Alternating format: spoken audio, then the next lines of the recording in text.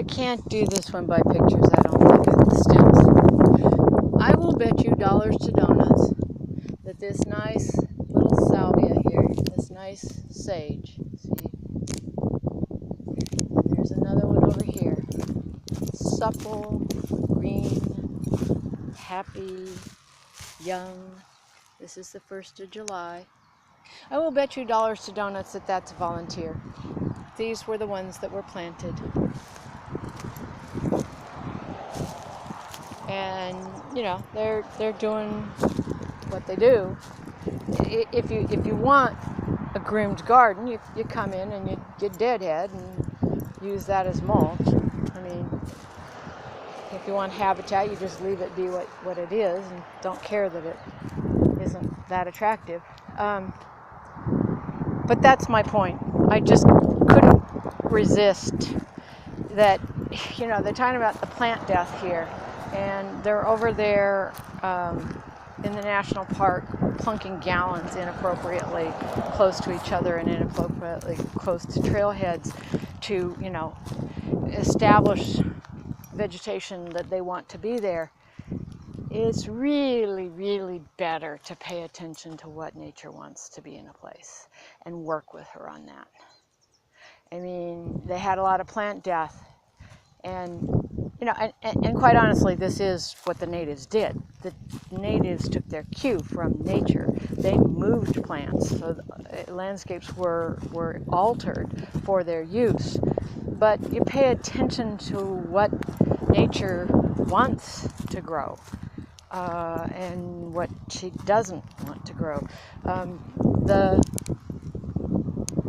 morning glory, I'm not sure what that is, but the morning glory is green and lush. There's a little volunteer scrub oak. There are volunteer sumacs.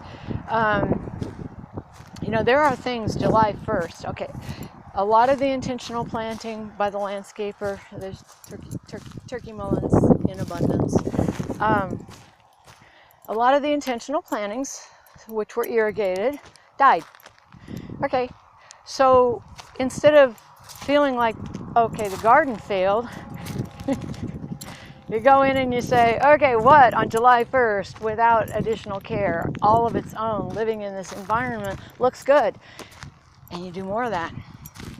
You know, I mean, you don't get an idea in your head, you go ask nature. You say, hey, what do you want to do with this place? We'd like it to be nice and pleasant and inviting without having to tend it very much or give it much water. And then you go look at what she does and you say, oh, okay, thank you for the suggestion. We'll follow that. So here. This is July 1st, okay? A lot of the intentional planting died. There's turkey mullins, July 1st. You know, I mean, intentional planting of something. Oh, I was going to take you out. I can't remember what this. I want to say gum plant. It's this. I'm going to get a still of it. I may do a video of it. It's like why plant this thing in this narrow little space adjoining? Now, I do not think this is native. I think I've covered this before. I think that's that really obnoxious thing, acacia.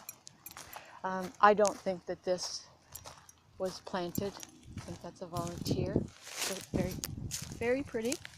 And then there's the volunteer laurel sumacs and a volunteer little scrub oak, which, you know, this is close to the fence.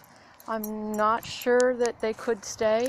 If it were me running this garden, I would take I would take my best choice. I wouldn't say that all 3 of them could go there, but I would definitely try and work with what nature wants to put there to give us some shade in the parking lot, free of charge. And you know, so the intentional plantings, those adults, they're really struggling over there, as compared to those little volunteers I just showed you. They're thriving. So that's what you do more of. I mean, you see what succeeds and you support what succeeds, but other than that, you take your cues from nature. you know, you're the student, and this is your suggestion, and she's the teacher, and she's going to mark up your paper. That's how I see it. So, oh yeah, I was going to try and show you the narrow little parking place. There is this beautiful little flower that, like I say, I want to call it.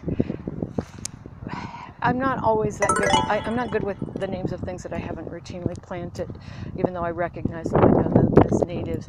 I want to call it gum plant. It has a compact, brilliant little yellow flower, and it has like a holly-like leaf, very supple, very green, very beautiful. Right now, growing out of blacktop in 105.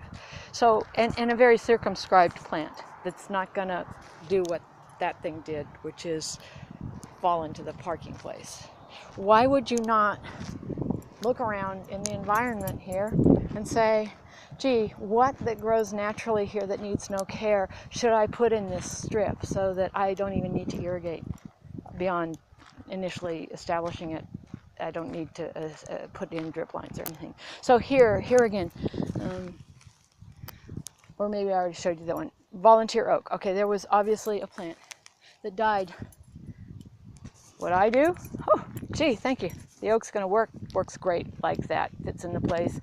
Thank you, Mother Nature. I'm following your plan there. I mean, yeah. I mean, this nature's just a really good designer.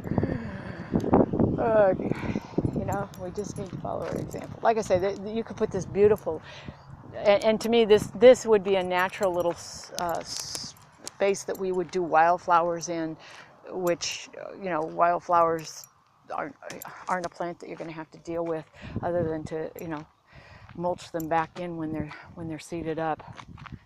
I would do this whole strip in a beautiful display of what belongs here in annuals.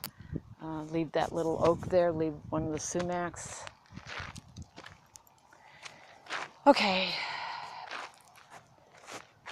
I am going for a walk to take pictures of that thing that I call gum plant and the Cakeella cordifolia, which has changed its name, and I can't remember what they changed it to, that I discovered on my walk because I forgot to take a still of it.